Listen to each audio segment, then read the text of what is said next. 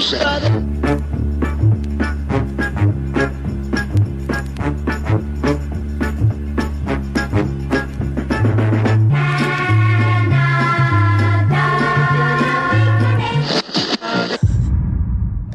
If you'll come with me, you'll float too. You'll float too. You'll float too. You'll float too. You'll float too. But I'd rather die than look you in the eye, 'cause you scared the shit out of me. For your information, England is a fag country. You'll be coming out of your coma. And guess what? I'll split your fucking head open again.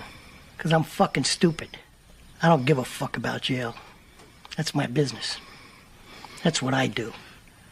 And we know what you do, don't we, Charlie? You fuck people out of money and get away with it. Now, it's time to play.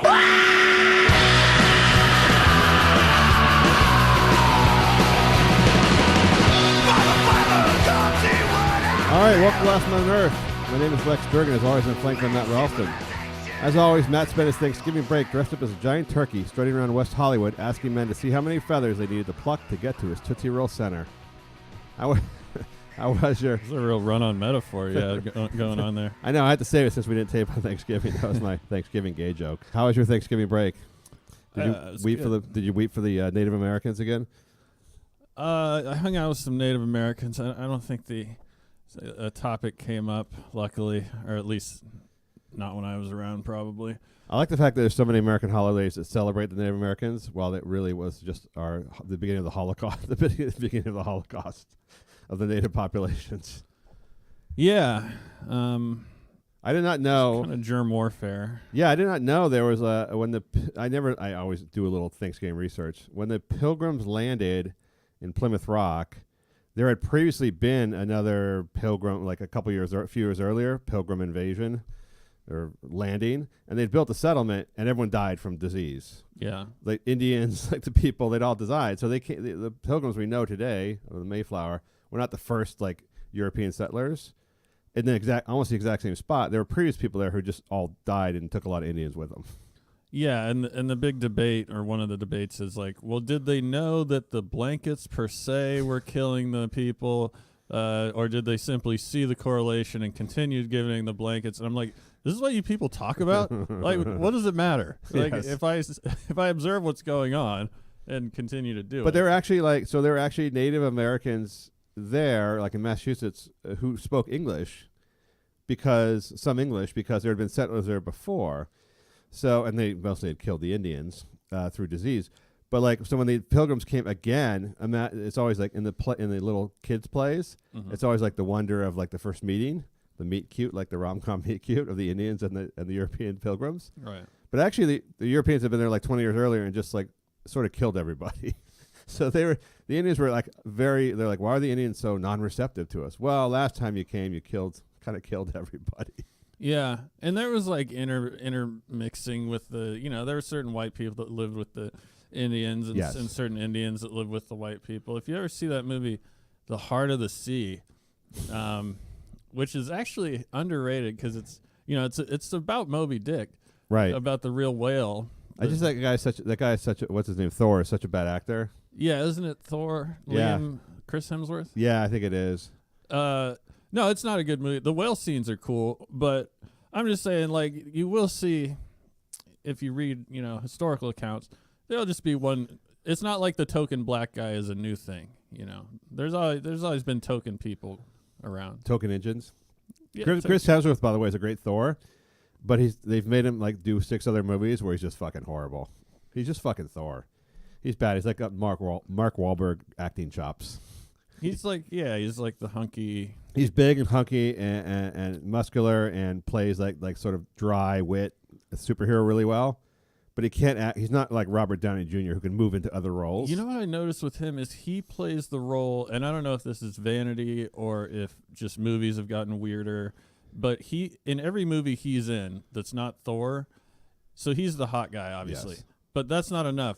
he has to be like worshipped by all the women. They have to like get together and be like, he's like the hottest guy I've ever seen. I want to suck his dick. Like they have to go out of their way. It's like, yeah, I think we understand that he's, you know, an attractive guy. What movies are you watching? What Chris Hemsworth movies are you watching? It was like that in like Ghostbusters. It was like that. It's like that in every movie. Oh. I get him and his brothers confused, but Yeah, Liam is the guy. Liam's the one from the Hunger Games. I don't. And Chris is the one from Thor. They suck. This week's show is sponsored by people who are gassed that a woman who likes to dress up like a Confederate soldier and only has white friends would be elected senator in Mississippi. It's like these people have no idea how Mississippi works. I love the comments about how like shocked people were that a racist was running for was going to win senator in Mississippi. Like do people not understand what Mississippi is? It's like If you're trying to get votes in Mississippi, you want to be as racist as possible. yes, Yes. which is what she did. She said a lot of very incendiary things. Yeah, you make your innocuous lynching jokes. But people like that are like, and by that I mean the sort of far right. They're such cowards because they'll always make an excuse and like, no, I didn't mean it that way. Yeah. It's like, okay, we all know that you do. So if that's what you believe, why don't you just fucking say it? I think she kind of did internally in Mississippi. I think it's kind of like she did all but say, I'm just a racist, like vote for me. Yeah. In Mississippi, I think this was a message of her. She didn't apologize. Not inside Mississippi, but when then we get out to like outside when you're on CNN or you're on some national media network, you have to start covering up a little bit because the whole world is not Mississippi. Yeah. I mean, if you bring her out here to a Red Lobster, like people in the next booth are going to start turning well, around. I always think about like Ice Cube, right, from NWA, like how fucking gangster he was. And then at some point they're like, look, dude, if you want to make a lot of money, you got to start doing like, are we there yet? And like being a family man, you can't keep dropping N-bombs and talking about people you killed and killing cops and stuff like that. Yeah, I never figured that out with rappers. Like, what is the buffering zone where you're in, you know, probation? Like Snoop Dogg's whole thing was like, I'm a pimp. I'm literally a pimp who kills people. Yeah, I'm a murderous pimp, and now he's got a star in the Hollywood Walk of Fame. Yeah, the people at Disney were like, I think we can package this. Yes. I don't understand. But you have to believe when those guys go back to their home turf, to their hood, that they're actually fall back into like the old ways. I mean, not they're killing people anymore, but they got to be, their whole dialect, their whole demeanor must change back to that gangster toughness when they go back into their actual like where they came up. Well, they always, but don't, like Ice Cube and Snoop Dogg, for example, they still are the same character. They just don't talk about raping and killing, and they keep all their controversial. You don't see Ice Cube talking about like Trump or anything. You don't see him doing political comments. But I'm saying mannerism wise, he's still like an angry black guy. Isn't really? He? I don't know. He just seems to me like the goofy guy in like comedies with Chris. I mean, he's doing the stuff with Kevin Hart now. He does movies with Kevin Hart now. Yeah, so. But he's always the guy that's beating up someone, or he's angry. Even though he's like something. 5'6". Even though he's 5'6". Do not forget to become a patron of the show on patreon.com/lastmanearth. Thanks to our new patrons. Get on this shit now before it disappears. It's a great Christmas gift, by the way. For someone you don't like, just make them a patron of the show if I'm on the mailing list. If you wish to contact the show, hit us up on Twitter at Last Man Podcast or on Facebook, also Last Man Podcast. All right, on to the show.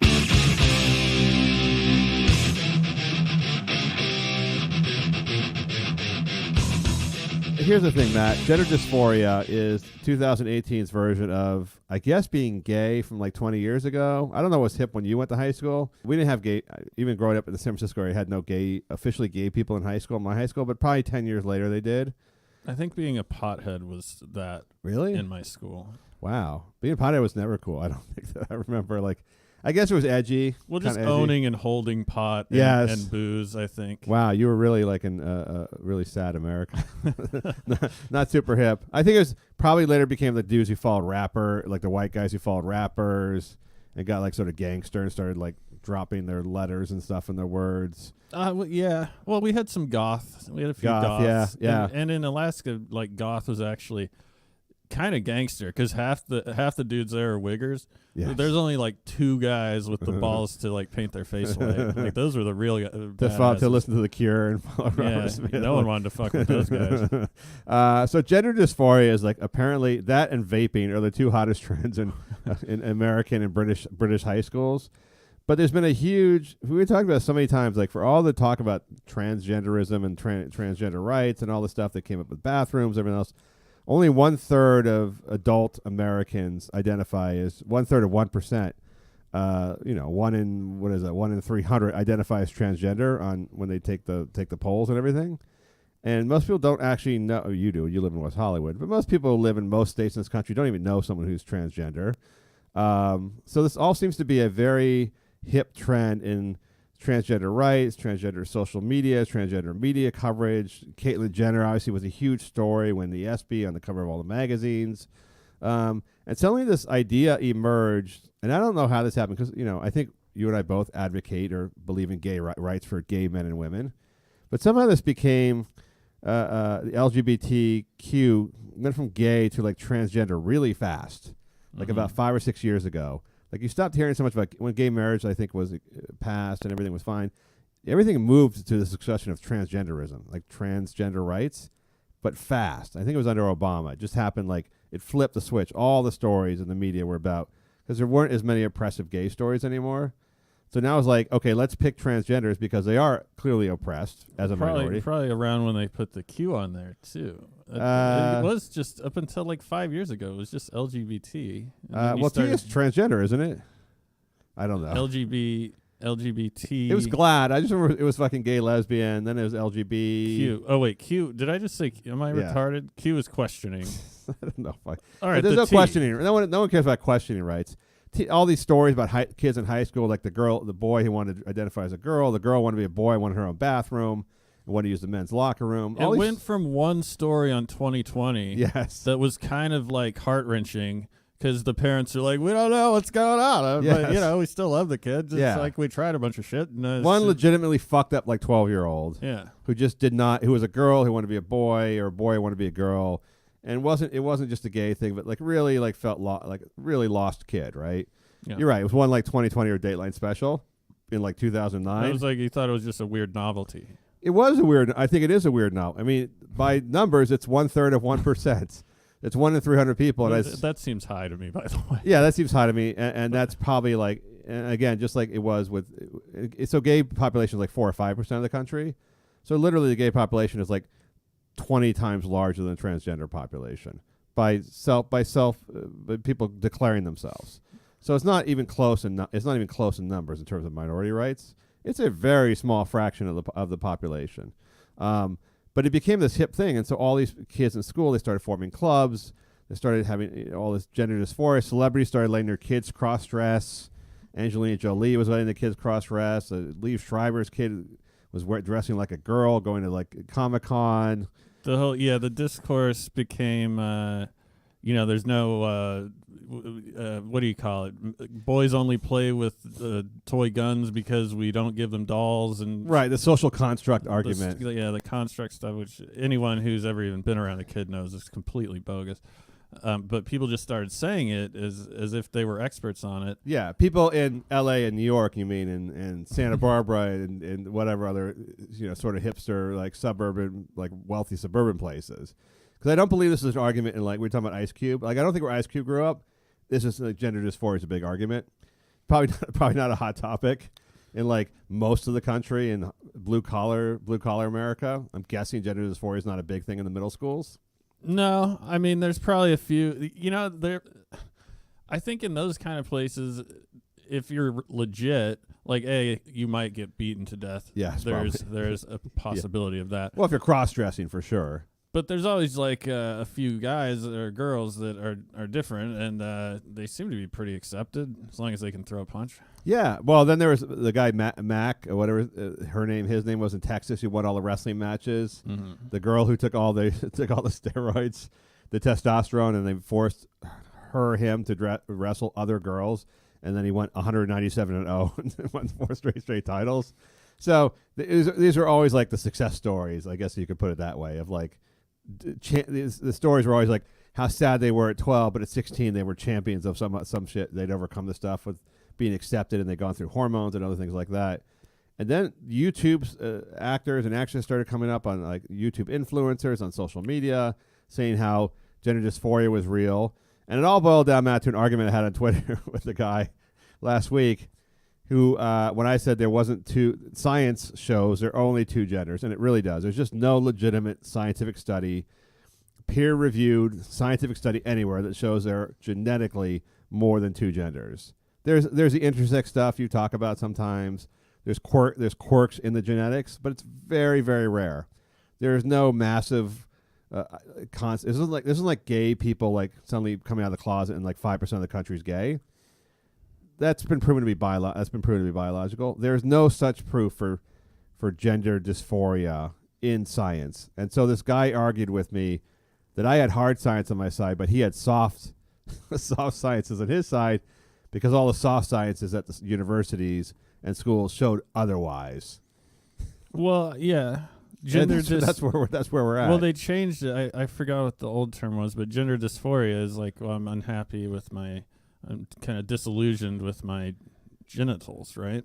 I believe I was born the wrong sex. Like Yeah. I was labeled a boy, but I should have been a girl. Well, that's just as scientific as phantom limb syndrome, Yes. where someone has a limb and they're obsessed with cutting it off, or they don't have a limb but they keep itching it. Yes. You know, I mean, it exists, but it's some kind of psychological issue.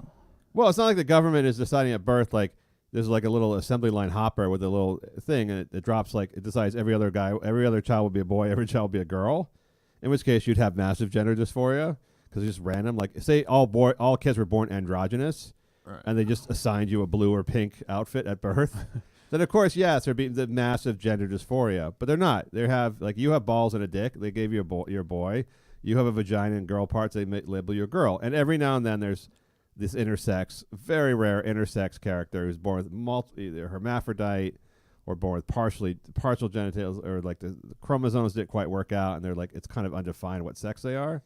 But that's not even what we're talking about. Well, how are you?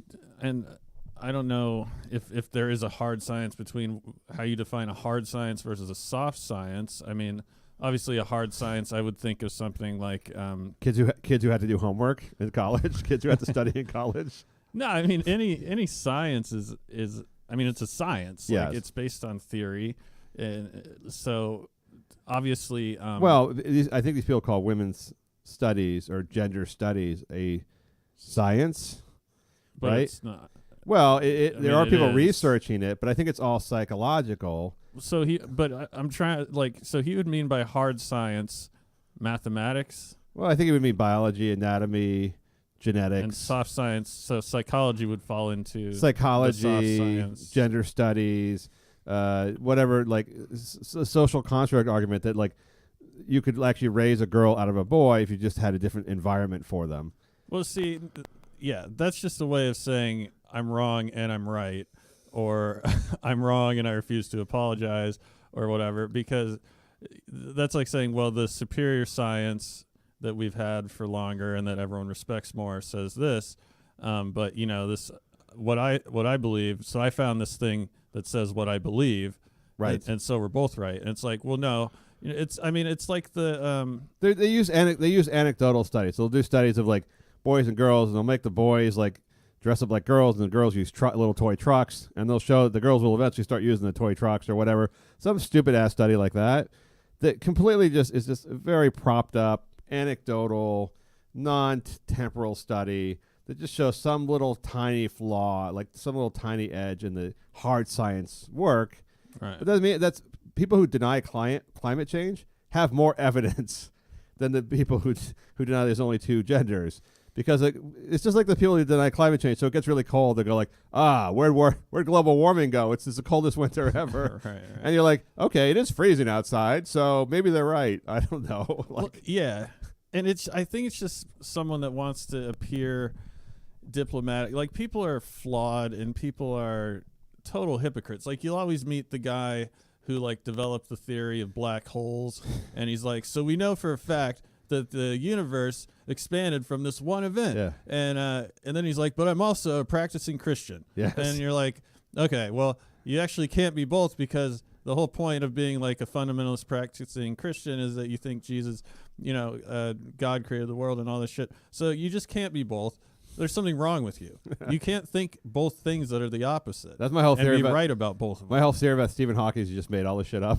right? Oh, But he there's did. He no, like, needed material. but it was so like out there. It was so out there and so intense that like no one could actually debunk it because it would have been too much work. And plus, you would have been hated in the scientific community for taking on the guy in the wheelchair with ALS. He spent half his career.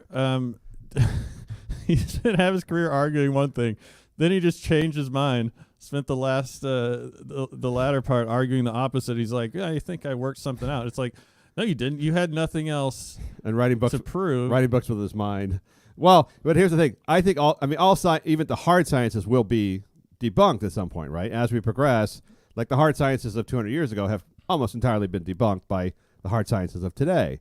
So like everything that scientists thought 200 years ago has proven to be basically wrong.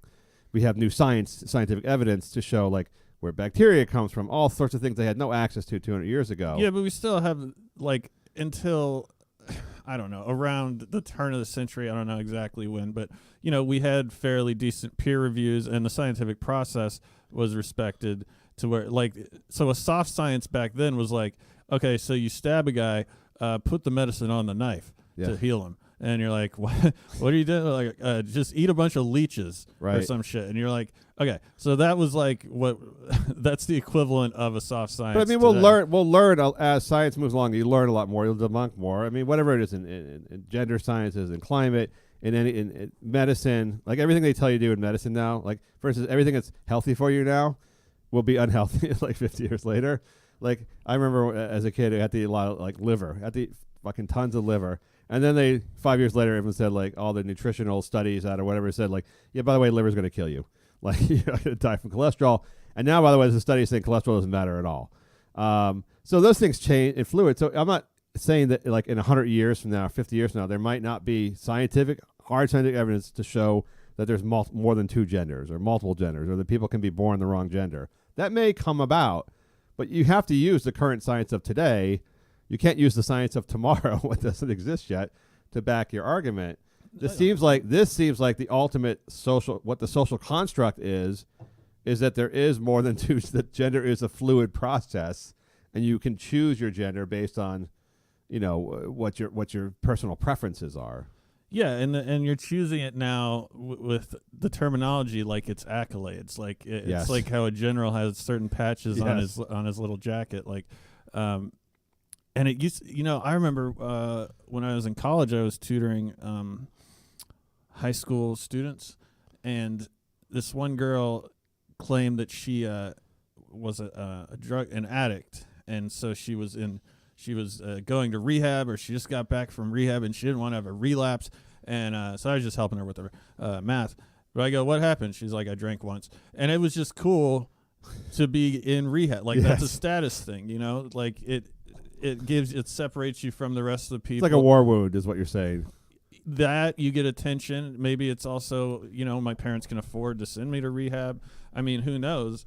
But, you know, no one wants to be left out. So if everyone at the party is gender fluid, and you want to hang out with especially the chicks who are sexually fluid or what, this is all, you know, it's all sort sexually of fluid. I'll go thing. for gender fluid. So this debate came up because there's a big piece in the UK about the school and what I call, for better or worse, the Santa Barbara area of England, which is like this sort of upscale, white, not England's not all white, London's not, but outside London, England's pretty white, upscale, very progressive hipster area of London in Essex. And there's a school there, and it's the hip high school in the hip area. So imagine it's like Santa Barbara High or Williamsburg, Brooklyn High, or whatever you want to do. And then the rates of the kids who are like 12 to 17 claiming gender dysphoria have gone up 700% in the last few years. There's now 40 kids in this school that are claiming that they are transgender, that they're in the wrong sex, and another 29 who claim they're gender fluid, which are allowed. I mean, when they claim it, I mean they actually signal it on paperwork that they're gender fluid because you're allowed to put it on paperwork. So you got 69 like transgender, gender fluid students in this school population of like a few hundred who are all claiming this numbers. And at the same time, and they're trying to figure out, like, why is this happening? And then they found out there's all these counseling services and all these government-funded, like, groups in the area that go into these schools and tell the kids about how if you're unhappy or you're psychologically down or you're depressed or you're not feeling right in your body, which I think every pubescent kid isn't, that this is quite the possibility of sign of gender dysphoria. The WPATH standards of care differentiate between counseling and then going in for an assessment. The assessment has to do with if you need a therapist to write you a letter for hormone therapy or for surgeries. And then there's counseling. So you don't have to go in for counseling if that's not what you feel like you need, and all you need is a letter from a therapist to help you get hormone therapy and surgeries. And so you added this like adult influence, and then the social media videos and influencers who are transgender. They're all cool, and they have 1 million followers talking about their shit. So you add this all up, and these kids, between the cool factor and just being confused 13, 14-year-olds, sexually confused 13, 14-year-olds, or depressed at home for whatever reason, they're all signing up with the NHS in England. Or do you want sympathy and or attention? It's a whole like perfect storm of this shit. So like, you know, I mean, I think it used to be like, okay, you're 14, you feel like shit, you're depressed, you're sexually awkward or uncomfortable, you don't like your gender, you don't like being a traditional male or traditional female, even though you were born that way. And all the cool kids, it's like, to me, this is like vaping. This is like the biological version of vaping. Like, kids are only vaping because it's cool in high school. There's no other reason to actually vape. Now there's a whole YouTube videos of like cool kids vaping is like a big thing on YouTube, where they do smoke rings, they do all this other shit. Like, it's the cool thing. So there's a 700% increase in this thing in the last 5 years. And the scary part is, unlike your goth kids, or maybe the rehab is a little more like this. These kids are actually starting a process of transgender process. So they're actually like, you know, in England, it's almost impossible to get actual surgery hormones because it's government-run healthcare. So they don't just hand it out to you when you come in the front door. But they start you in counseling services, and you start getting labeled as transgender, gender dysphoric. The government, the healthcare, National Healthcare of England recognizes gender dysphoria, and there are multiple genders for some reason, even though they're the science outlet and there's no science behind it. Well, if you're 14, so I kind of just realized this or had this idea, but gender dysphoria and sexual fluidity, these are all more or less ways of saying you're confused, especially with gender dysphoria. Unhappy. You're unhappy. Yeah. Well, if I walked into a nurse's office in England and said, I don't know, I'm confused whether or not I'm a man or a woman, they'd say, okay, it's confusion is part of this process. But what I'm getting at is, kids are really fucking confused about everything. Yes. So if you're going to bring to them something that allows them to overthink it and literally is saying, like, are you confused about this? Yes. Like, the answer might be yes. Yeah. Well, the science would say, like, okay, maybe 1 in 300 of you, maybe one kid in this high school actually has this condition if it is legitimately transgender or may qualify one day to become the opposite sex. But we have 70 kids signing up for this process, that maybe what we're pushing is not. So, I mean, they're legitimately coming at, these are people of science, medical people of science, coming at this from a perspective of like, oh yeah, instead of having one, we could have 70. There's no reason why we couldn't have 70 kids who are gender dysphoric all of a sudden. Yeah, it's not like a cluster of leukemia. It's like a super fun site of gender neutral kids. No, it's like I use Santa Barbara as a reference because that's the single greatest point of anti-vaxxers in the country as well. It's like 40% at their schools. Right. It's like it's this wealthy suburban white hipster area where they've just decided science doesn't necessarily need to apply, and then it's sort of like whatever. If you're unhappy, which by the way is a normal human condition, if you're unhappy, there's something wrong disease-wise. There's something medically wrong with you if you're unhappy. Scientific explanation. Yes. Beyond like puberty or depression. Beyond the fact that your parents are divorced, your dad's is cheating on your mom, or that you're not good at sports, or that you can't get girls, or that you just feel fucking awkward and don't belong, or that you don't have friends at school, or all these things are like where people would say like, well, in my day they'd say suck it the fuck up and shut up. But maybe later on they'd say like, well, why don't you try joining fucking woodworking, or why don't you try joining this team?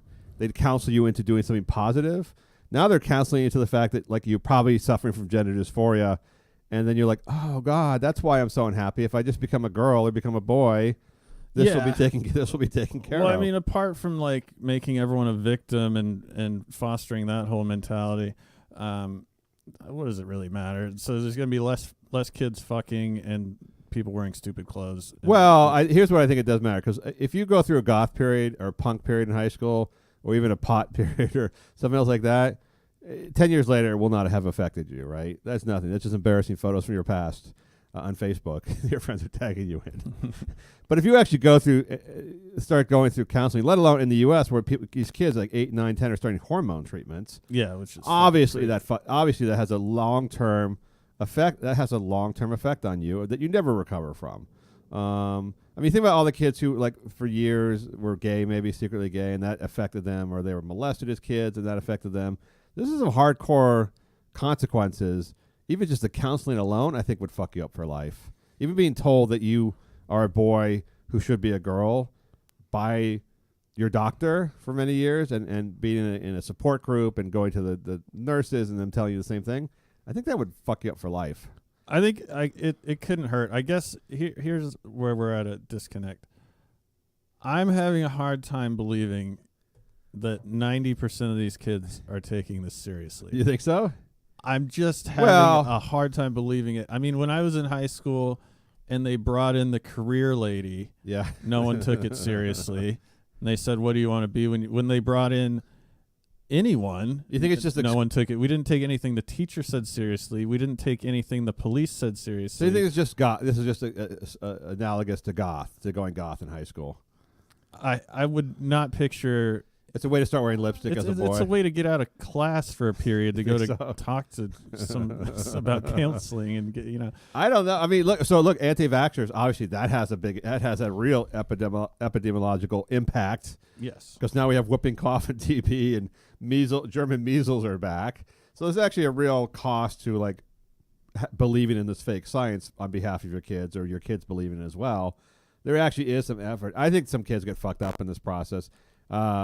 In England, of course, the NHS has a very limited resource budget for their healthcare costs, in Canada as well. So they can't, even though they're very progressive and want to be very supportive, they can't pay for anything. So no one can actually get anything done until they're later in life, because it's like a 10-year waiting list to get any sort of transgender operation, because they just don't pay. You'd have to go fly yourself to Sweden like they used to do and pay $80,000 or $100,000 to go do it, because England won't pay for it.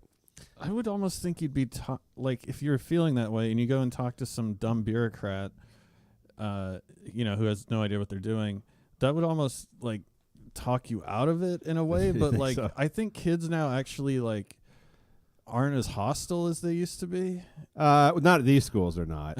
I mean, that's what I'm saying. Like, you wouldn't, if this was the hood, I'm guessing even in England and London and the fucking areas where all the stabbing attacks are taking place, and certainly in the larger Islamic populations, I bet there's not a lot of talk of gender dysphoria at the school. No. There's not even gay. They don't even have gay clubs at those schools because they get beaten. So this is like a rich, progressive, white kid made up thing. But what scares me is how now, so when it becomes like declared it's politically correct, then you fill it in with fake science behind it. So then you start getting like research grants. So all these organizations that are talking to these kids at the schools about gender dysphoria, they're all funded by taxpayer funded. So you have to do that in that area to be politically popular. You have to support this idea that, oh yeah, all these kids could be born the wrong sex, and just completely deny. This is no different than the evolutionists. Than the creationists in the South, right? This is really no different than that, saying like, than Judge Roy Moore putting the Ten Commandments out, or saying that the Bible needs to be taught in class. Or like anti-climate change people, like when you allow pseudoscience or soft science to influence, real science and real policy. At a public school, at a government-run school. And that's not like a weird private school. This is a public school that we're talking about. But it But it happens in this country all the time. It does. But I think it's we mock the fucking shit out of it. like when they're burning like books like in Texas, so that the school board's burning books. I think outside of that area, we all agree that it's fucking horrible and ridiculous. When they're literally burning, Fahrenheit 451, like literally as too dangerous. We all get the joke of how dumb, and that's how the Southerners get their reputation. So I think it's fine as long as we all continue to make fun of these people at the school in England. Yeah. Then it's okay. But the idea that the government is actually filling the science in behind this to support basically a social political view, and then developing science behind it, which isn't really valid science, just to say it's cool. Yeah, and the progressive people are supposed to be the people who believe in the real science. Yes. So now you have the anti-science people Yes. on one side and the anti-science people on the other side. Yes. And like 3 scientists are left. And they're the loudest, and they contribute the most, and they have the most political influence, so they end up controlling policy. Yeah. And all the people in They were Nebraska get fucked.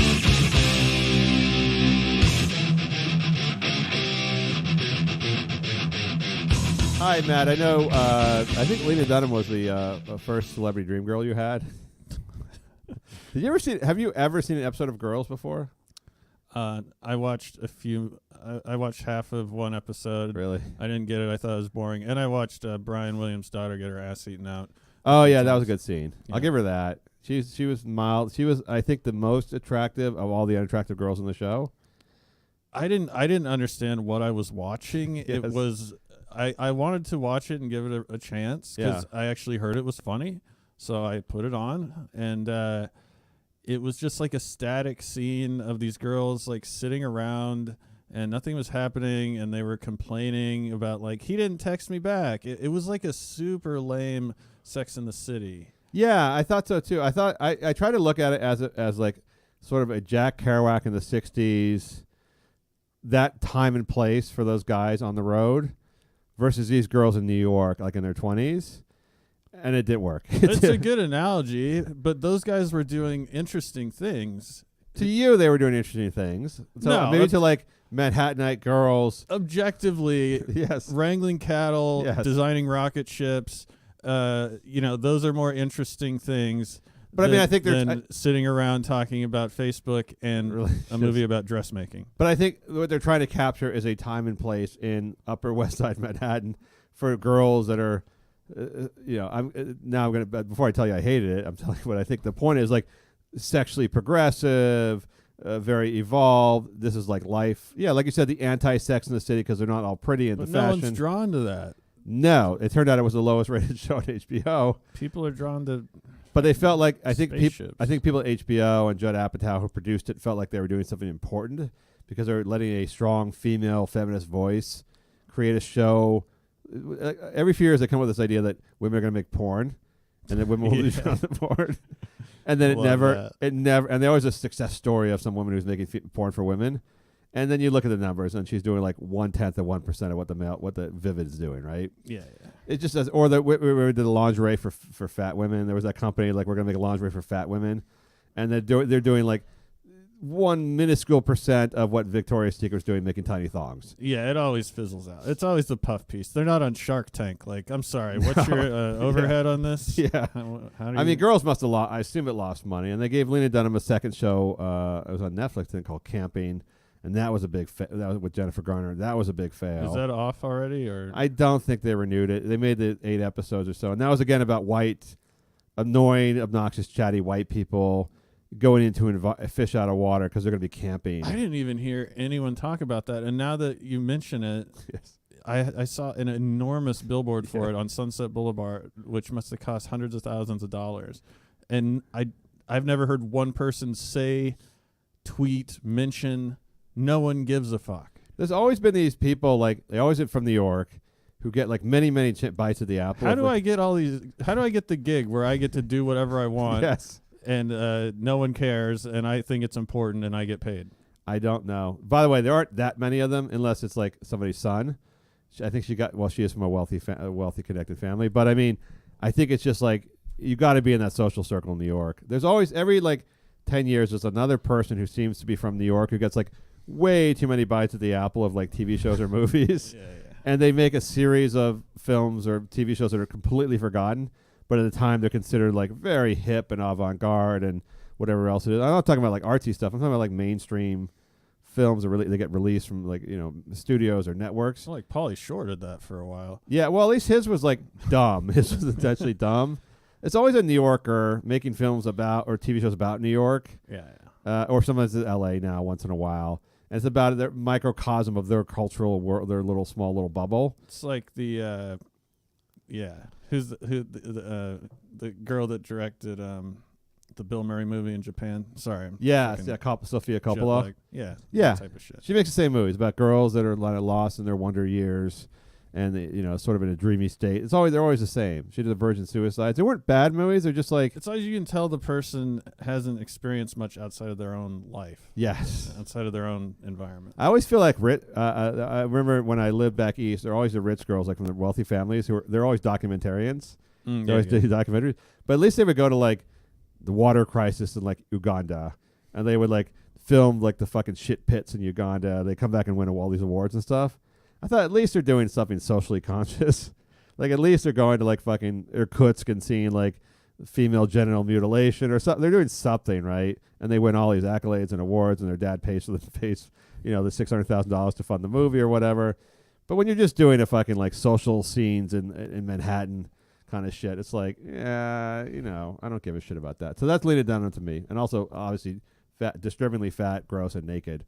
So we had covered in tattoos. And she's just the worst. She wallows. I mean, I don't understand her point of view, which is like, I'm going to show you how disturbing I am, and that's going to be in your face feminism. Like, you're going to have to deal with me as a naked, unattractive, heavyset woman sitting on a toilet taking a dump, Right. and I'm going to force you to accept this as a visual image and challenge your sexual whatever it may be. Well, that's how those type of chicks act in real life, though. Oh yeah, they got to be horrible. They act like huge assholes. So here's the thing with Lena Dunham. So now Lena Dunham, of course, did her memoirs in her late 20s. And then she had to write about how she diddled her little sister. She had to write like stuff. She's smart. These people are smart enough to know what they put into to get publicity. Like, I don't know if she fucking touched her 5-year-old sister or not. She just wrote that as like some sort of like publicity thing or intellectual challenge to herself. By the way, she's an Oberlin girl. I don't know if you know Oberlin girls or not. But Oberlin's that super liberal, progressive performing arts school. I think it's in Ohio. Yeah. And it's like basically for rich drama kids to go to. And I can't imagine how fucking insufferable that place must be. I had a Quaker cousin that went there, but she's actually majoring in some kind of science. Hard science. Yeah, I mean, you have to do well in high school to get in there. It's not like a completely fake school, but it is definitely for like the gender dysphoric, gay, performing arts, super progressive. If you recall, she made up. There was one Republican on campus, in the entire Oberlin, and so Lena Dunham wrote a story about being sexually assaulted and used like a variation of his name in her sexual assault like a fiction piece. Right. Poor guy. Imagine being the one Republican in Oberlin. So she's just. I mean, I think everyone's like, it's the kind of thing where everyone hates her. 99% of people hate her. And then there's a whole pushback of like, if you hate her, it's because you're lame, whatever. So now she's not been successful anymore in providing content to the entertainment community. So to stay relevant, she seems to be adopting a lot of diseases. So it's always going back and saying like, I was on drugs from surgery. Oxy is a big thing right now. She had endometriosis, which is the issues with the female reproductive organs. And seemingly against all modern medicine suggestions, had an entire hysterectomy done, at 31. I'm not a doctor. I don't know how that works. I mean, the consensus seems to be that's a rather aggressive. Remember Angelina Jolie cut off her breasts before she had cancer because she knew it was coming in a few years. But at least she had that genetic marker where she had like a 40% chance of getting breast cancer, 50%, and her mom had it and died from it. I get that. Lena Dunham just had all her lady parts ripped out, which again I always say suspicious. Like on airplanes, when like the activists are always the activist bloggers are always the one who are thrown off planes, or the civil rights activist bloggers are the ones who have civil rights encounters like in the real world. Yeah, convenient to their jobs.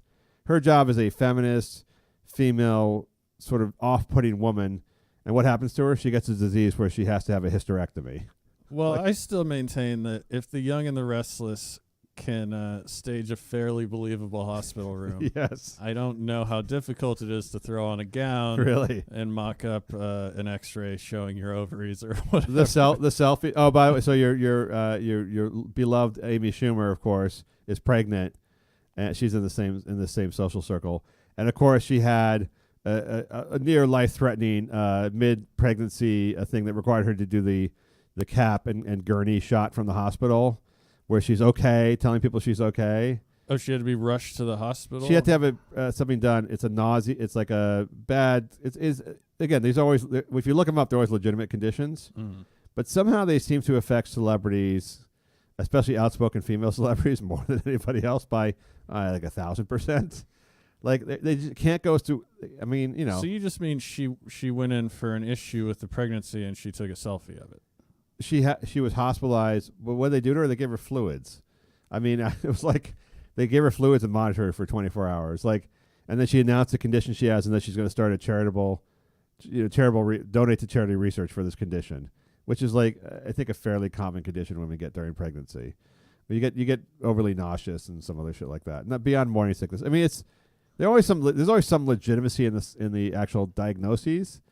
But it probably is like, I went to see my doctor and I said, I got my vitamin D test results and they were below like the spectrum or whatever, what your vitamin D is supposed to be.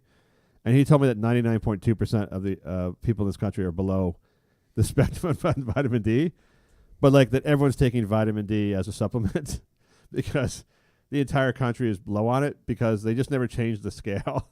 So like everybody is vitamin D deficient in the country. Basically. Yeah, my mom went in to have a cholesterol test, and they said, well, we changed the acceptable milligrams from like 60 to 70, so now you have to take this medicine. And she's like, are you fucking insane? Yeah. It's like, I have the same problem. Right. And it's not a problem. So like, why am I... Women have pregnancy issues. I'm waiting for the first actual wealthy celebrity woman who actually dies during childbirth or pregnancy. Like, how bad can it be if like she would get a holiday right Oh away. my God. I mean, how bad can it be if it's just never ever how bad can illness be if it's never ever killed anybody ever that we know of? Like, that's just not a bad one. But so Lena Dunham had the endometriosis, she had all her lady parts taken out, and then she's recovering from that. Then she writes about her opioid addiction, and then that seems to die down. So now what comes up? Fibromyalgia, which you only see on commercials during the middle of the day on TV.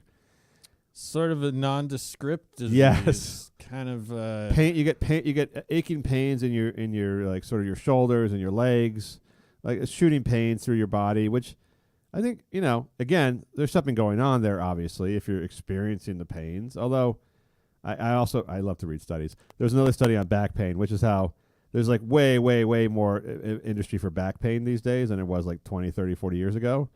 And they ascribe it to the fact that when people used to have back pain, they used to tell them just suck it up and shut up. So, like people say, like, my back hurts. Are like, yeah, my back hurts too. Like, okay, like your back's supposed to hurt. Been working on the longshore all day. Yeah, your back's supposed. You're actually, like, especially as you get older, your back's supposed to hurt. That a lot of these ailments are just the fact that people are living longer, and just nowadays are just like going, oh, my back hurts, I need to see a doctor. Whereas like 50 years ago, everybody's back just hurt, and they just went, ow. Yeah. So she's gonna have more of these diseases too. That it's never like a disease where your nose starts falling off. Or something. It's kind of a disease where you could show up in a room and no one can really tell you have the disease until you start talking about it. Yes, although you might be able to take like a walking stick or like some affectation of your ailment, like a cane or something like that. I remember Lady Gaga also has fibromyalgia. And I have no reason not to believe her, but she was like in a golden wheelchair at some point, like 2 or 3 years ago. She canceled some shows and she tied it around like in a golden wheelchair. The only other person I know ever to see in a golden wheelchair was Larry Flint from Hustler. Yeah, an actual golden wheelchair. But here's my theory now. And so she's grown in popularity again as her popularity has ebbed from her shitty content. She's grown in popularity from her diseases, which I now believe is like a female version of a dick measuring contest. Which is how many ailments, because we talk about like Jessica Biel, talking about how she's raising 1 or 2 children with Justin Timberlake, the working mom, how exhausted I am, or Serena Williams, I almost died during childbirth. Like, it doesn't matter if these rich ladies are like sort of making shit up. There's a instinctive response from other women to feel sympathy towards them and to like them.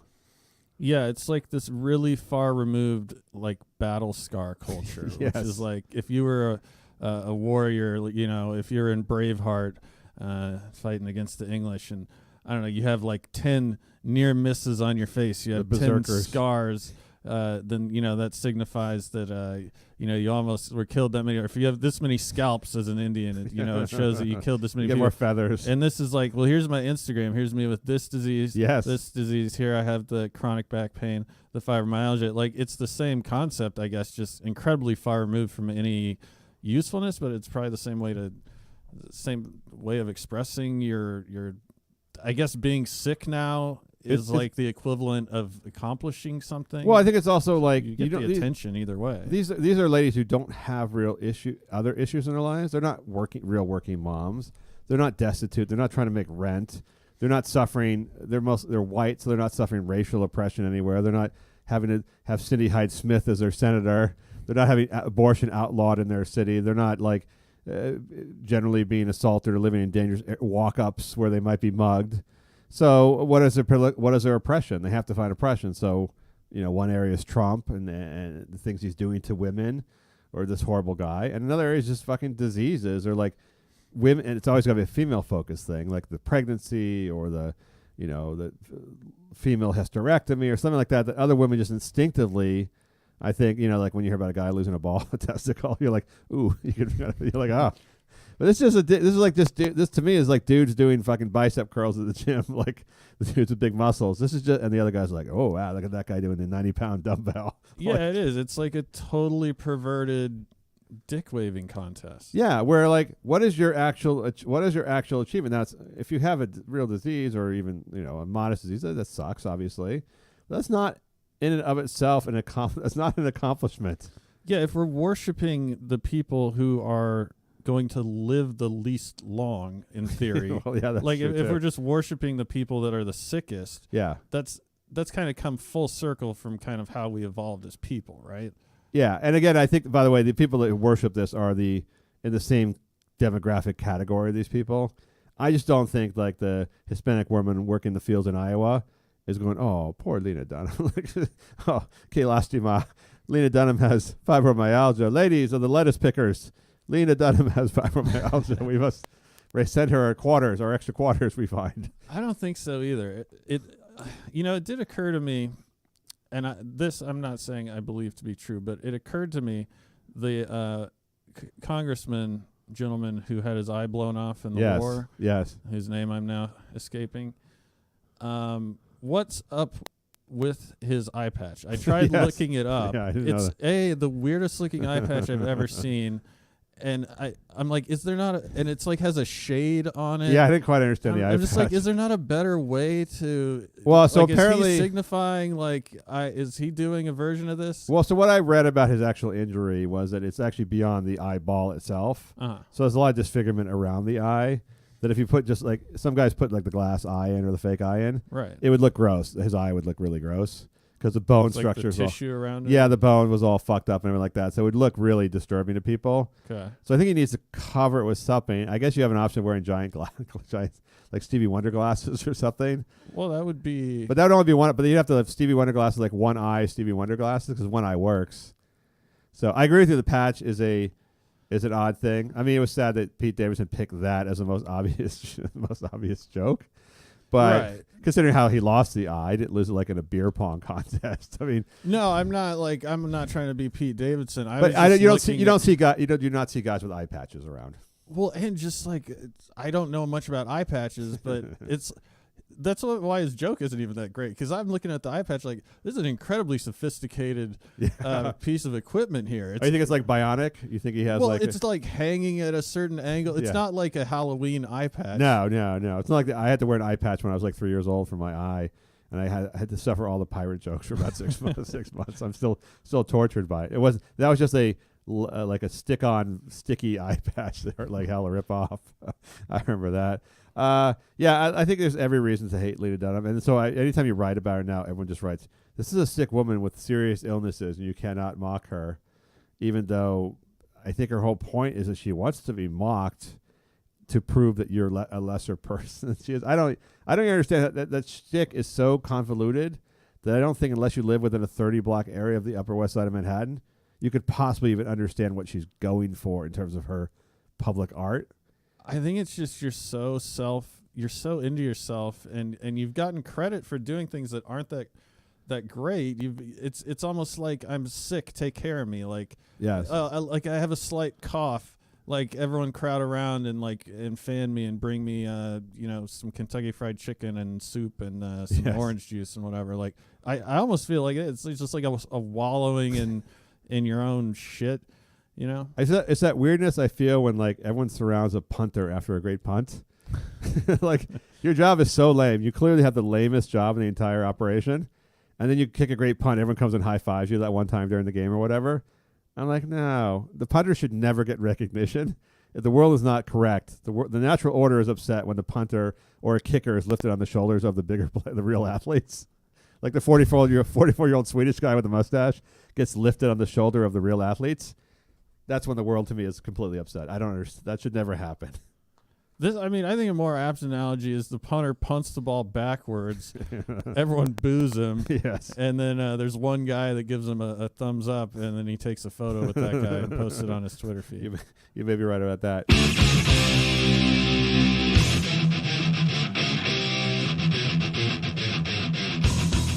Matt, you took the Black Friday holiday shopping time to watch GMC truck commercials.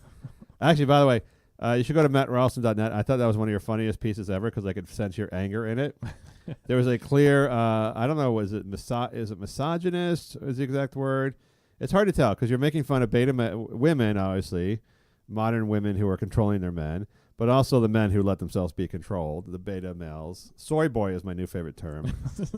Soy boy's funny. Soy boy is great because it really evokes an image of a guy with like breasts from eating What if tofu. the guy's Asian though? I don't know. Then you call him soy boy. To me, it really evokes the image of a guy eating like a vegan guy, like with the fedora hat on. I love that image. I like soy boy. But there's a GMC ad that you took offense to, one of those commercials where people, young couples, somehow buy each other brand new cars for the holidays. It's one of those. You know how you see like, anytime you watch TV, you see like 10 offensive commercials. Yes. And I don't even watch that many commercials. You know, you mostly fast forward them. And During football. I just saw them during basketball and you just ignore most of them because I'll be talking to someone. I'll be like, "Do you see that fucking commercial?" And I was like, "What? No, like what are you talking about?" But there was this one that just kept coming on, and it's this guy, it's this yuppie couple, kind of like a futuristic looking, super thin guy, super rich looking future guy, and a guy who works maybe in tech.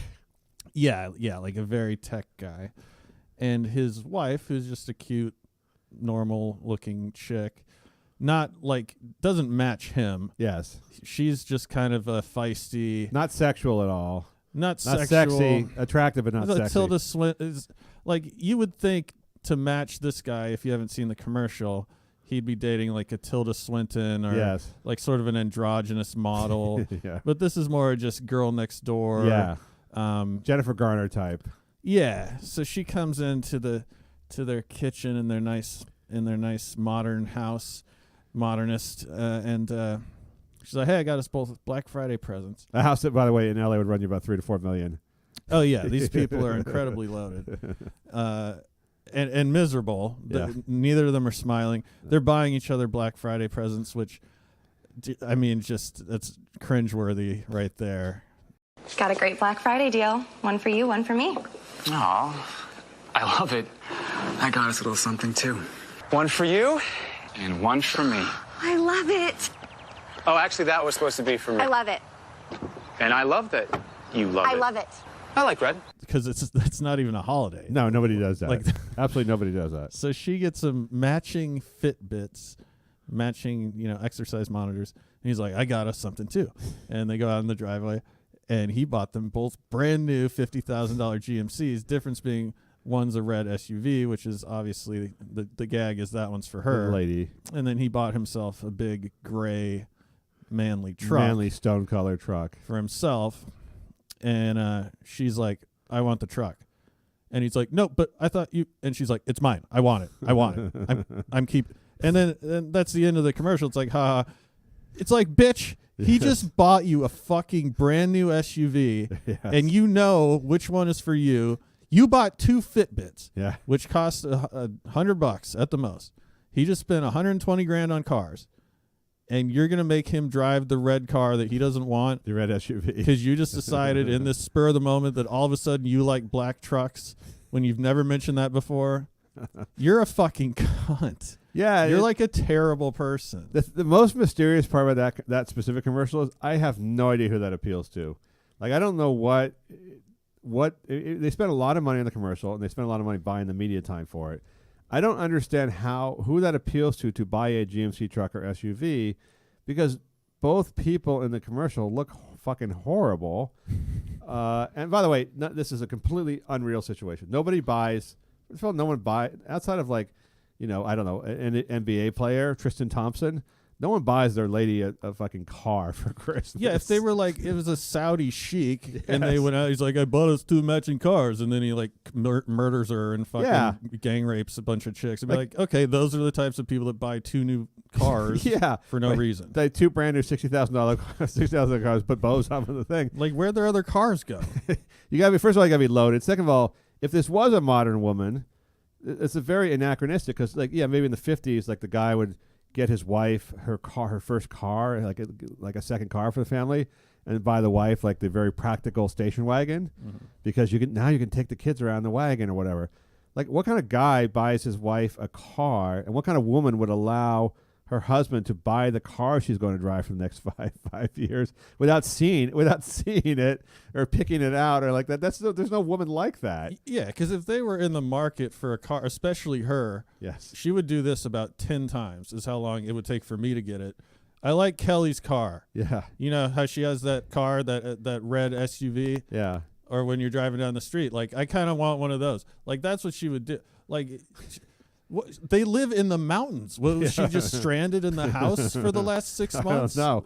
And then the guy, of course, looks like a beta male because he goes out and spends all his money on gifts, matching gifts for them, which are cars. And then she takes the masculine one, and he's left with the more effeminate SUV.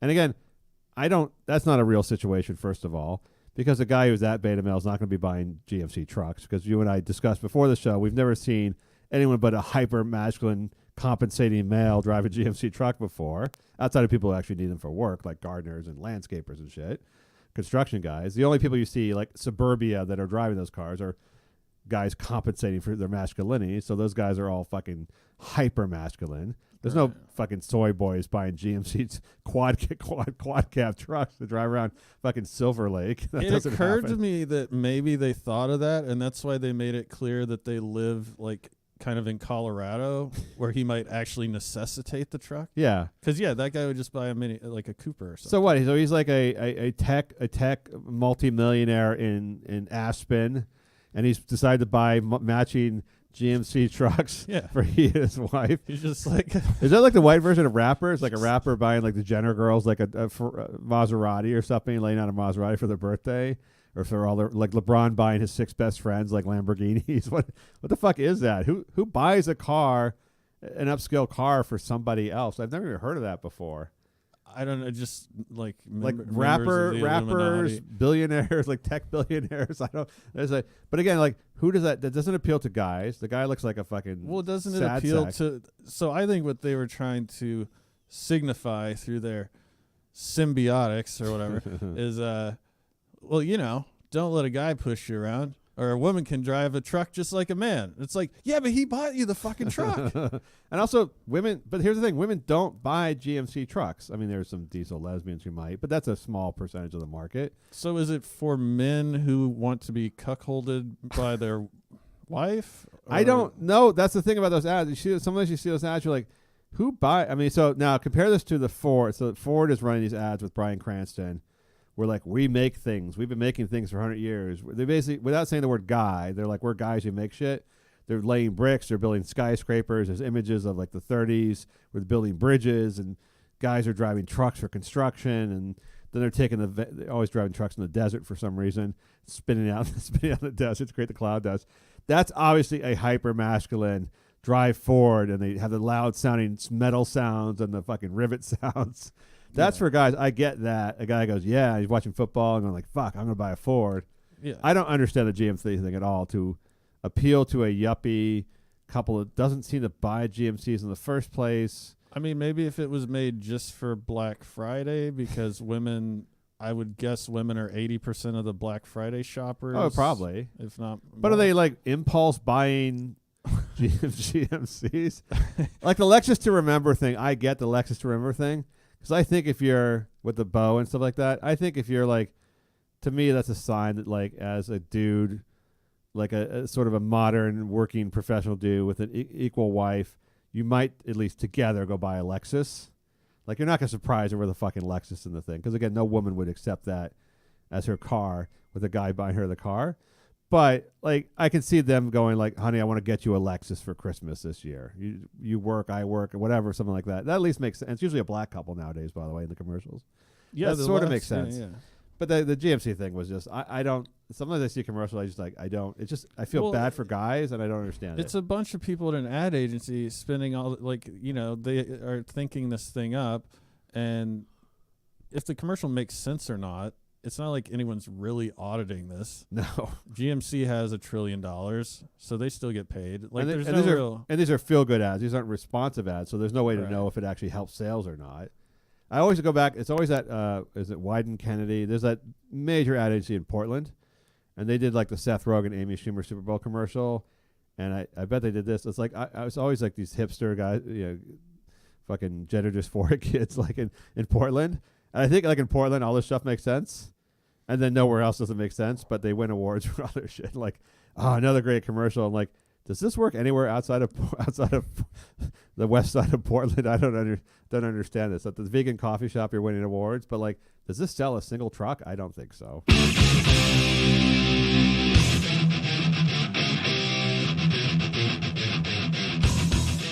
Now we got an email from Devin about Christian missionaries. We're not broadcasting last week, so you were not around when John Allen Chow, a Christian missionary, Asian American, got himself out to the Indian Ocean to an island that's restricted because it contains deadly primitive natives who are not to be touched by law because they live in a 600-year-old. They always find these guys.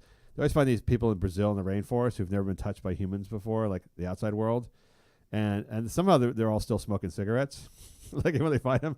The only thing that's ever breached them is cigarettes. I got like the Sean Kemp jersey from Yes. 1998. Yeah. They're still shitting like in the river, and they're still eating like acorn mash, like the chumash, like Indians or whatever. But they're like somehow, they have the old NBA jerseys and they're smoking Marlboros. Somehow something made it up the river. So this guy John Chow, he's a Christian missionary, and I guess being a Christian missionary in fucking remote parts of the world is a dangerous job.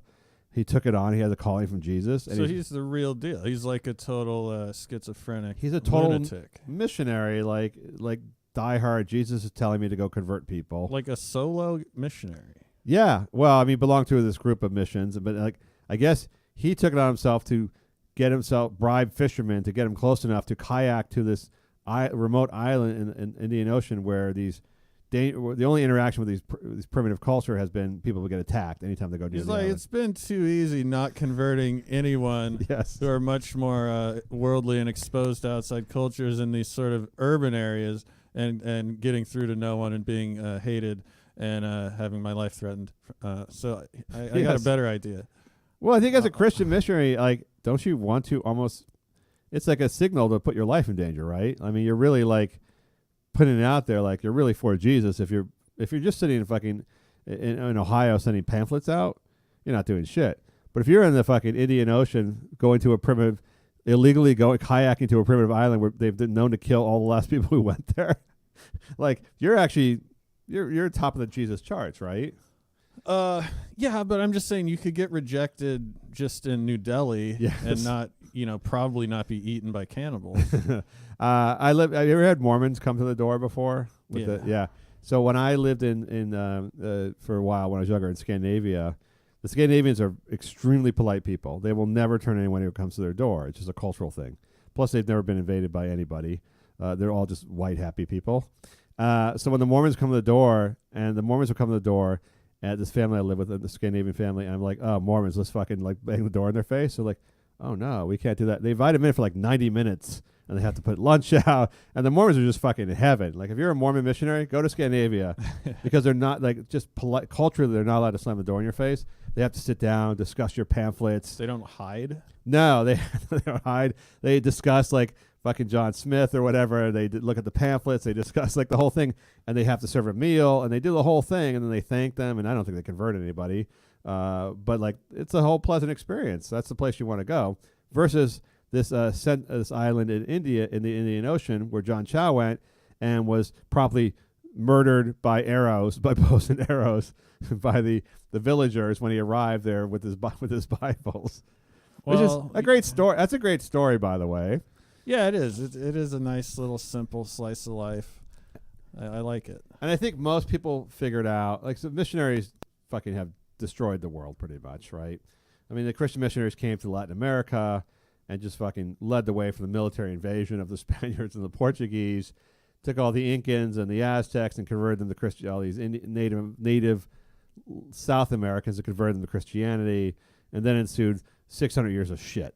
Just total, absolute fucking horror, just horror. Yeah, and I'm guessing all of this history is lost on Chow, yes, who all of a sudden in 2018, without ever almost hearing the word history, has decided we need to save the savages from themselves. Yes. So if you're a devout Christian, you probably think, oh, this was really good, a good history, because you have a billion new Christians in Latin America than you would have had before, and maybe now they have indoor plumbing, but everything else kind of went to hell. But if you really believe Jesus is telling you to do this regardless, I guess you kayak to the fucking island where you know you're like, in his diary, he wrote how he thought he was going to be killed. He was really scared for his life, but he was doing it anyhow, which, in a way, although what he's doing is fucked up, is kind of noble. He's literally... I didn't know he said that. Well, this is just an end of the wild. He's just a masochist. Yes. Fucking fake... what do you call it? You know, he's trying to romanticize his own death. I think everyone's like calling this a tragedy. I think everyone in the story got exactly what they wanted.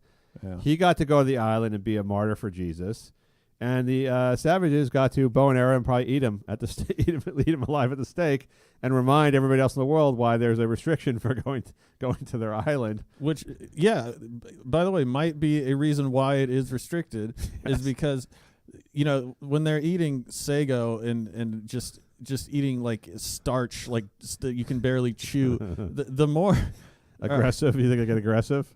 Well, the less protein that's available, the higher instance of cannibalism. Oh, I see what you're saying. Oh yeah, they're definitely eating him. The Indians are the closest country, I guess, and they said the missionaries group wants them to go retrieve the body, and they're like, "Fuck that, we're not going to get the body." I mean, yeah, they could go in with guns and shit and take everybody out and get the body, but they're like, no. First of all, he's probably been eaten.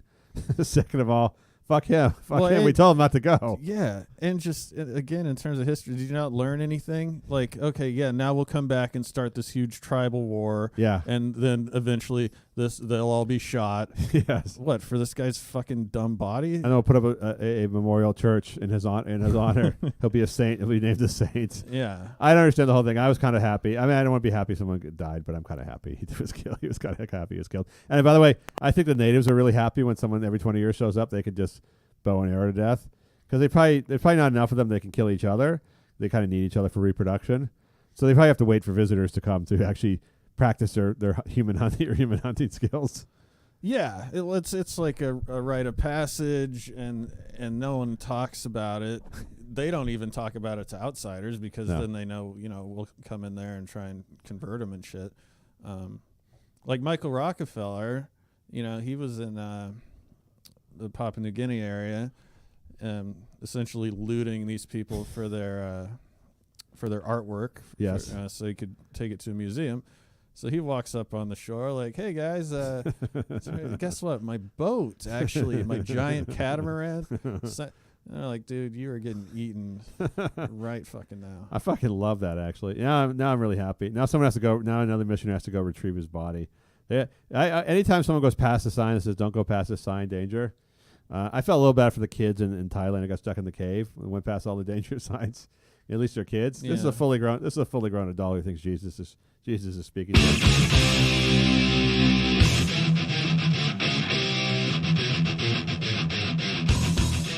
Matt, we got an email from Shelley about white privilege, and this is the best kind of white privilege, because It's Ellen Pompeo, who, by the way, is, I believe, now the highest paid. Have you ever seen Grey's Anatomy? I'll ask you that question. No. It's been on for 16 years. You believe that? No. That show's been I on for don't. 16 I didn't know. I've heard of it. I had no idea it was It's been still on ABC primetime for 16 years. It's a Shonda Rhimes show. She'd made it just make oodles of money. The network TV audiences are shrinking, so the audience has been shrinking the whole time. But it's a dedicated female consumer purchasing power audience. So the show still makes a lot of money. And Ellen Pompeo became the highest paid.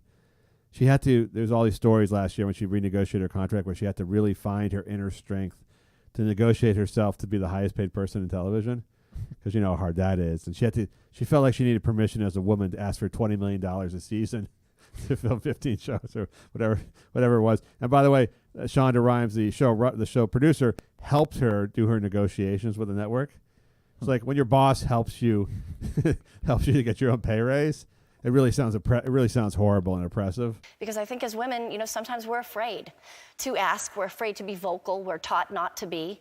They like us quiet, as we've seen from this administration. So I think it's really important to encourage each other, encourage other women to stand up and be strong and know that we will be okay and we have each other's backs. So is she the titular character, Grey? Yes, she is. So what is Grey's Anatomy? Like, is it like her? I think she's. I think her name is biological anatomy. Oh well, Grey's Anatomy is a famous medical textbook. Oh, so Grey was like a early, I think it was last century, like doctor who did like the first real book on anatomy, human anatomy, dissection and stuff. And so Grey's Anatomy is like a book every person in medical school has to read. And I guess her name, the pun is that her name is Grey. Her last name is Grey, so it's Grey's Anatomy.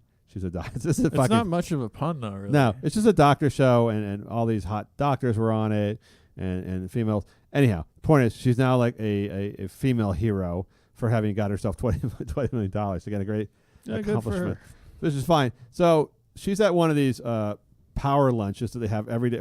A female power lunch in Hollywood. Every day there's a fucking female power lunch, because nothing says power like a wedge salad.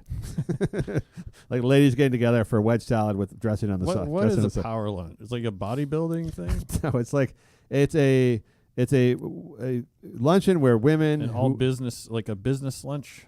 Yeah, but it's for actresses and for women who work in Hollywood, so presumably all millionaires, speaking to other women about how they overcame obstacles. You mean it's like a seminar? No, it's just like a fucking est rally. It's like just people that have a lot of free time getting together for lunch. To be inspired by the highest paid actress in Hollywood, or the first woman who won an Academy Award for whatever, or like the showrunner, of multiple shows on Netflix or whatever, who's a woman. So it'd be like if you and me right now wanted to go down to Rocco's and get drunk. Yes. But we were like, well, we can't really like tweet that out, or you shouldn't just phrase it that way to your wife. We'd have to be like, we're discussing, potential ramifications of the arms race. Except it's just politically correct to say I'm going to the Variety Power Luncheon or the Comerica Power female power luncheon. What should I start saying when I go out drinking with friends? I think we need like a male. A power dinner. Well, for years there was this fucking guys that had all these excuses to go out and drink. There was bowling night. There was drinks for client drinks. There was always like guy stuff before. People have caught on to all this. The fucking the Elks Club, which I never went to those. I assume they're just drinking events. Benevolent Protective Order of Elks. I assume they just eat roast beef sandwiches and drink. I mean, golf as a for instance, the entire sport of golf. But no one takes that. I don't know. Power lunch. No. This is women can't just enjoy themselves. They have to make a serious sounding thing around it. Right. But really, ultimately, it is. And maybe these women have overcome some obstacles, like Ellen Pompeo. Maybe she overcame obstacles. But they're all exceedingly privileged, wealthy women, and so now they have to come up with victim statements. They always these things are about like sharing victim statements, and so they're never really true societal victims who are sharing victim statements.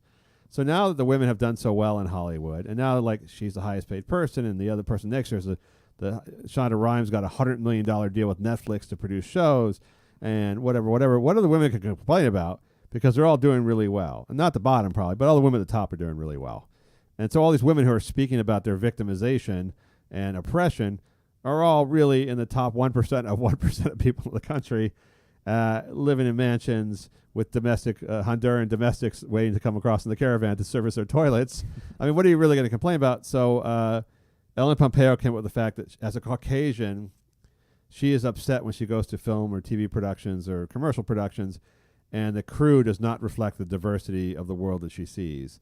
And she announced that as Caucasians, we have a responsibility to make sure that there is a more diverse production crew. Because now that we've made all these advances in above the line, now we're going to make advances in production crew. And I contend, and Shelley wrote in this email, there's really nothing more racially obnoxious than declaring yourself, by the way, she used the word Caucasian, a Caucasian who needs to save the non-Caucasians. I used the word Caucasian once in a thing, and I was attacked as being like racist for saying I was just trying to sound reasonably politically correct. Right. And so, yeah, you just can't win. Well, you can do it if you make fun of Caucasians. You can't do it if you're saying in any other context. You could like go crazy Caucasians or something, but you can't really use it in the context of anything else. But it's like now we as women are having these power lunches, but we're doing really well. And by the way, we're mostly white. So let's find this other thing, which is victimology, which is racism or lack of diversity or inclusiveness in our industry, which is probably semi-real thing. I don't know if it's not. It doesn't affect Ellen Pompeo or the world she sees, which is all other wealthy Hollywood people. But it's like now this is our mission, and almost by vicarious connection, I then become oppressed because I'm pointing out the oppression of minorities, while myself I am white as fuck and rich as fuck. I'm now pointing out the oppression of why is the carpenter on the set not Hispanic? Why is there not a Pacific Islander on Grey's Anatomy working in the sound department? Why doesn't she just give her role to a black person? Yeah, well, that's not going to happen. If that's really the 20 million. I mean, 20 million. How in terms of demographics? So she has no real data. She's just like, well, I show up and like there's a lot of white people. I mean, you've been on sets before of these, especially these like commercial sets and things like that. It's a lot of white girls. It seems like. Yeah, there's a lot of Caucasian young women. Well, so are like the most like actresses are probably more white than even actors. Probably. If you think, I mean, I can think of Will Smith and Samuel L. Jackson. In terms of A-list actors, you mean? Yeah. Black actors and entertainers male entertainers do well, although the female entertainers seem to be more Caucasian, more white. That's what I'm saying. I'm just thinking Anne Hathaway and Scarlett Johansson and Jennifer Lawrence. This is a lot more like Viola Davis is getting these leading roles like in Oscar films and stuff now, but they're not getting the A-list action films or the fantasy action films, things like that. I think her point is fairly idiotic, because like, okay, so she feels guilty. It's like, or she sees a problem here when she doesn't see like. This is the new obligation of the nobles, right? That's how it comes off as the aristocrat, the noblesse oblige or whatever, the obligation of the aristocrats to take care of those less fortunate. There's no way to say, I as a Caucasian have a responsibility to non-Caucasians without sounding like the great white devil, like the great white savior, I guess, if you will, in her case. Well, what is the responsibility? I mean, if you want to go advocate, if you want to go walk around Watts and be like, hey, why don't you join the fucking grip union? I don't know. Like go talk to kids in high school who are thinking about joining the military because they're poor and tell them it's not a bad gig to hold a boom mic. I don't know. These are just thoughts that I have on the matter, which I will never follow through on, and I've never would even pretend to think about it. Well, they're all what solution does she have? They're all just go to lunch. There's this new thing now in Hollywood where like the actors are going to say like, unless there's Latinos working on the set, I'm not going to work on this production. Unless there's a diverse production crew, I'm not going to work on the set. That'll be the fucking day. Yeah, but the problem is that's an outcome based thing. That's like saying, okay, I'm here at the very end of the process, and now I insist you have a United Colors of Benetton looking production crew. It's also total bullshit. No one would ever do that unless you're Marlon Brando status and you decide to totally fuck up a whole production, in which case you'll be hated and probably never work again. Did you see the Kevin Hart story over the holidays? No. His kid had a 1-year-old birthday. He and his wife, who apparently he's cheated on 3 or 4 times and been extorted by every woman he slept with, they had a 1-year-old kid birthday party, which of course in Hollywood has to be a big to do. But he had it through a Cowboys and Indians party where he had people dressed up as cowboys and Indians. Good. And he was labeled as like the biggest racist ever. And then someone pointed out, like, because they had the group photo from the party, and like half of them were dressed as Native Americans and half were dressed as cowboys. And they said, people wrote, "This is the most racist, backwards, whatever horrible thing, genocidal, all this stuff like that, and like racial tone deafness." And then someone goes like, "Well, isn't everyone in the photo black?" like, well, yeah, but still, like, well, actually, black people could be racist. They're generally not going to be racist.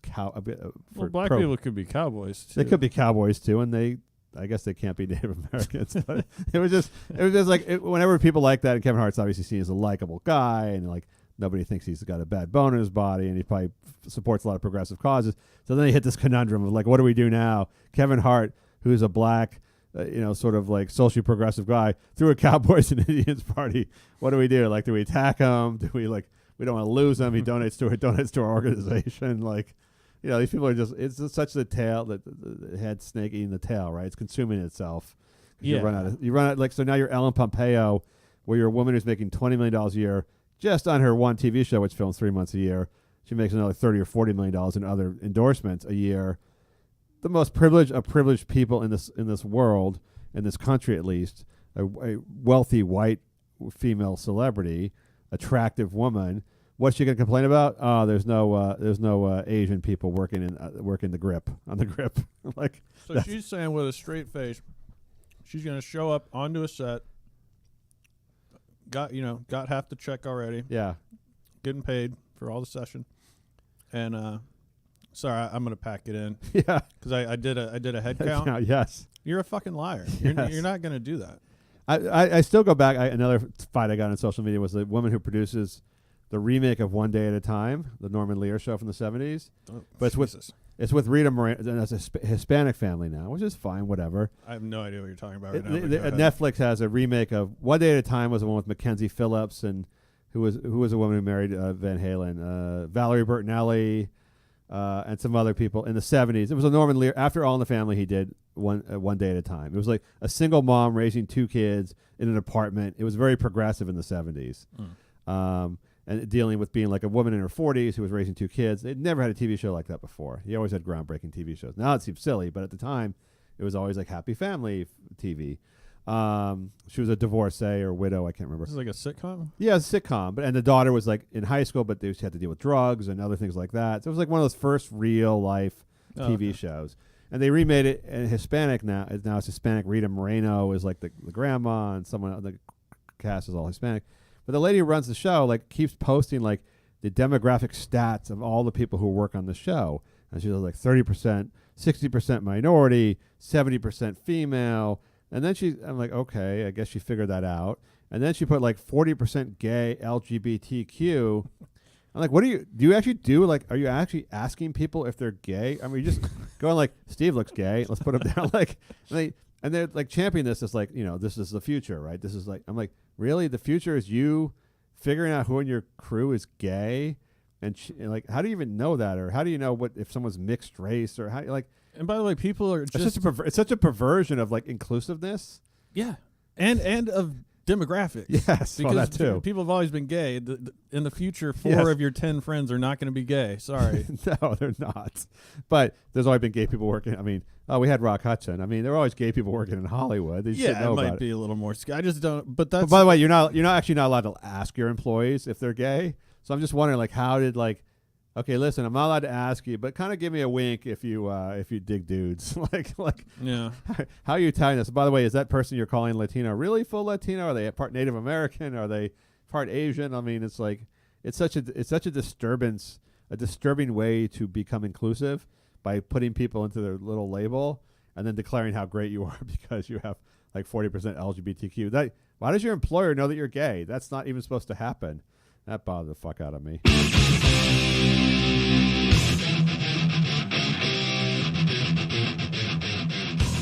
Matt, let me ask you. Tekashi 69 seems like he's going down big time. as you know, I only admire rappers who either kill people or are killed, because I think rap really has lost since gangster rap. Rappers actually were gangsters. We've lost a lot in the rap community. You're not so you don't idolize Big Pun, who just like ate too many sandwiches. No, I don't idolize. I mean, I respect Kanye as a marketer, and I respect these other guys. And some of them are talented rappers, but to me, rap is about it's like being fake punk, right? Either you're real punk, either you're Sid Vicious and you're taking the fucking blade to your chest, or you're putting fake blood on your chest. Mm-hmm. Either you're actually taking a razor blade and carving someone's name into you while you're high on heroin, or you're just faking it. I mean, there's just no way around. There's no way around that. You got to be legit. You don't have to be in rap. You don't have to be in punk. You know, it's like a country artist who isn't really like a divorced drunk. I don't want to hear from them. Taylor Swift. I don't hear Taylor Swift country I think music. there's rappers who are artists, but that is not. Tekashi 69 is the gangster. I'm a degenerate, breaking the law type of guy. Tekashi. Well, as far as we can tell, he can't rap. So there's that. Like, he can't actually rap. Yeah. Like we went through some of his songs. Remember, he just yells and bomb. bomb. Song. There was either him or another person saying "nigger" over and over. Right. And then we also subsequently learned that he's actually Hispanic, and his name is Daniel Hernandez. And then he puts the 16. I mean, it's like it's ludicrous. But what is not ludicrous about him is that he actually is a violent guy wrapped up in a violent world of grudges and beefs and things where people are actually getting pistol whipped. I love pistol whipping because I think that only happens in the movies and in rap fights. Like, who actually pistol whips? I'd almost rather be shot. Yeah, who actually takes a gun, turns around and hits somebody in the head with it? Unless you're out of bullets, maybe. Yes. But it's like, dude, the gun is right there. It's a felony either way. Just fucking shoot the guy. I thought pistol whipping was just a device in movies where like you could knock somebody out. Like, they always pistol whip on the head and the guy falls to the ground unconscious. Yeah. Like, don't you have to hit him somewhere specifically in the head to knock somebody out? Like, even in like UFC, some guy can take a huge punch but not in the right area and just still stand. So how can like a 3-pound gun knock you out unless you hit him in the temple or somewhere where it would knock somebody out? Anywhere they come close to their head, the person just flops to the ground unconscious. Well, and if it's riddle me this, if it's that effective of a weapon, how come cops carry billy clubs and not just the butt of a gun that with no rounds in it? Yeah, and also, by the way, I sort of have to point the barrel of the gun at yourself while you're hitting somebody in the head with it, which seems like an inherently dangerous idea.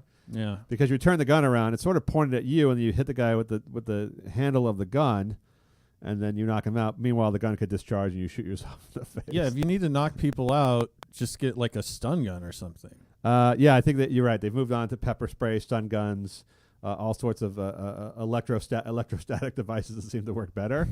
And you can, by the way, keep applying without having to, like, it doesn't matter where you actually apply the stun gun.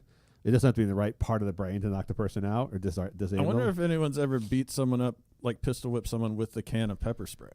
Yeah. I guess I'm going off track a little.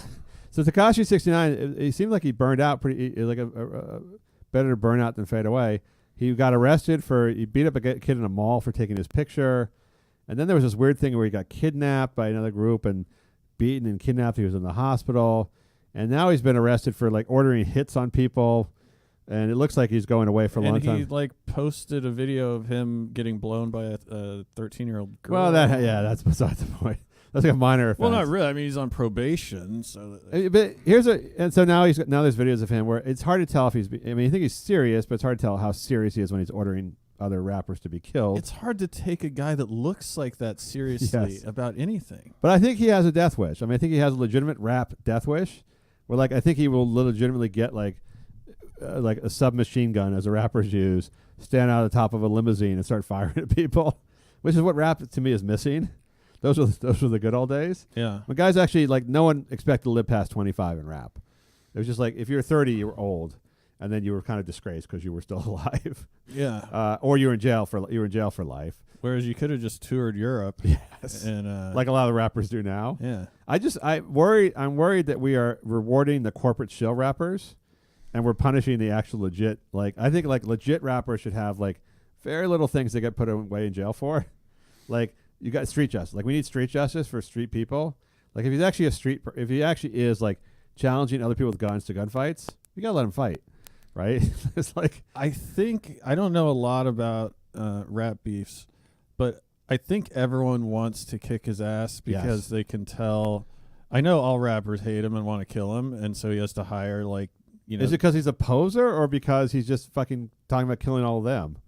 Or he's just ruining the business? I think it's both. I think it's because he looks the way he looks, so you can't take him seriously, even if he's killed hundreds of people. Yeah. It's like, dude, no.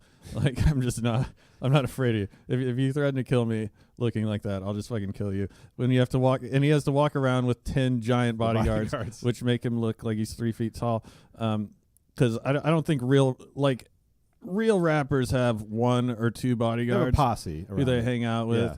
And, you know, but I think he's seen as a poser who also can't rap.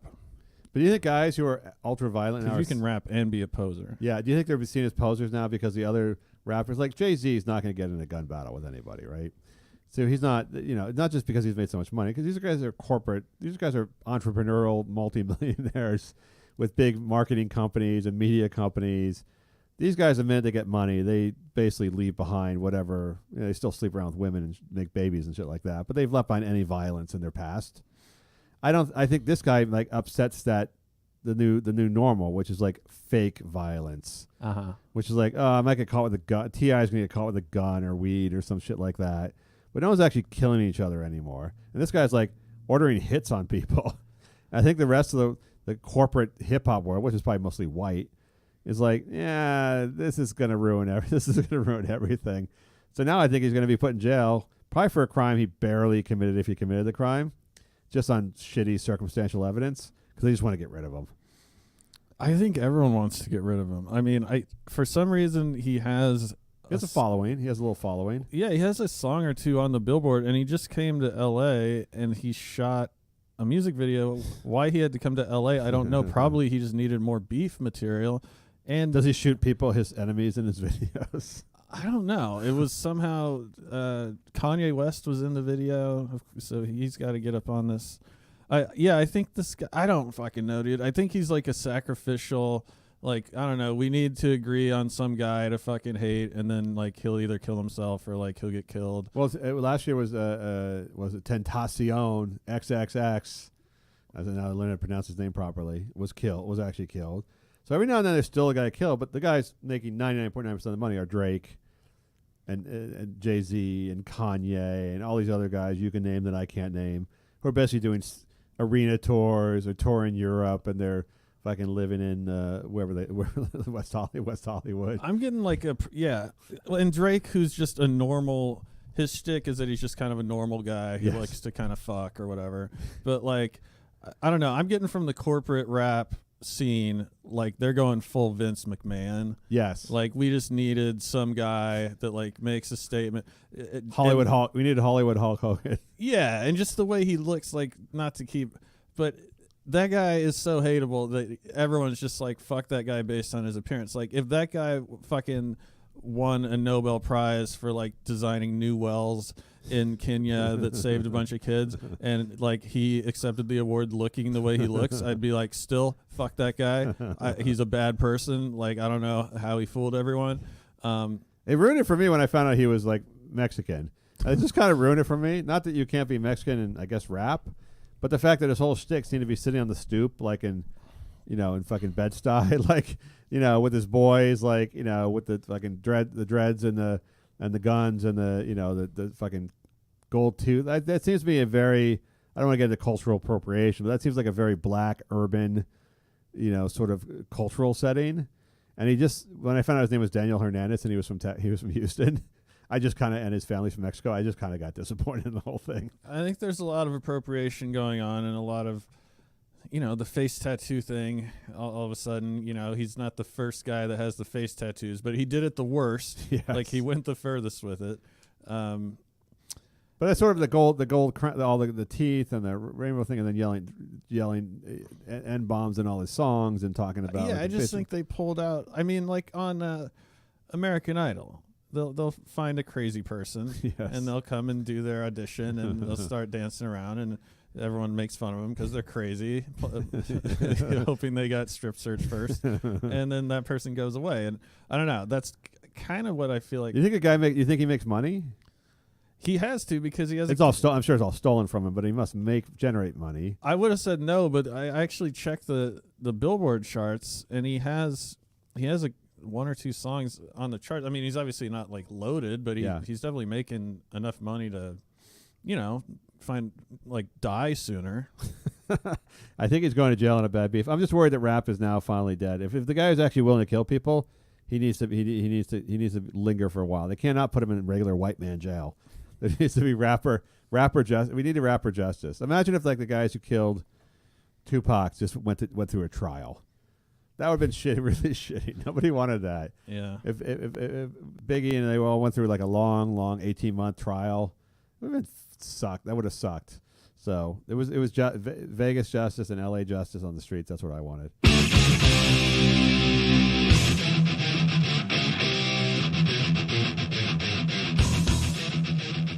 Now it's time for our final segment today.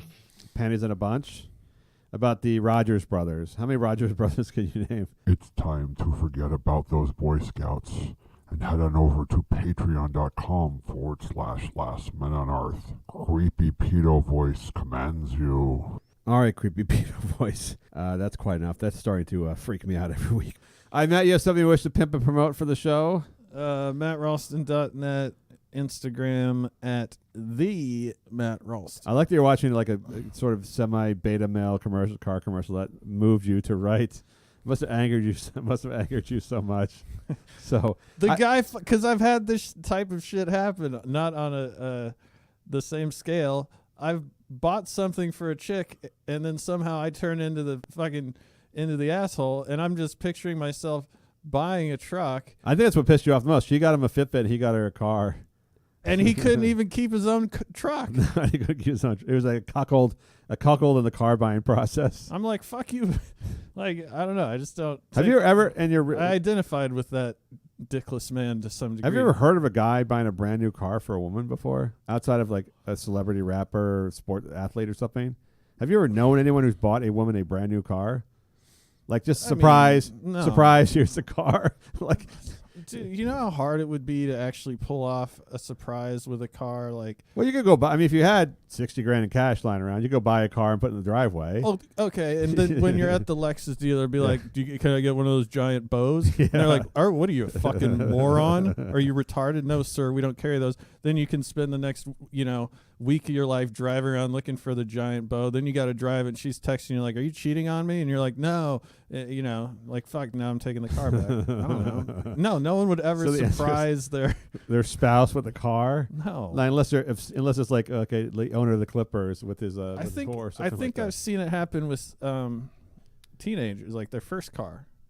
Oh, the parents do, you mean? Yeah. Yeah, a shitty old, it's usually a used Camry. Or a new car if they're wealthy, the Beamer and for Happy Sweet 16. It's like the Sweet 16 or Sweet. Yeah, I guess that happens in L.A. Whatever. Probably not so much in Alaska or where I came up. All right, that's our show. Last Minute Earth. Talk to you next week. I'm in the barn, I'm playing with my cock. All the boys line up to pet my cock. He's thick, he's red, he's got a big old head. Why don't I just show you instead? Raise your hand if you want to see my cock.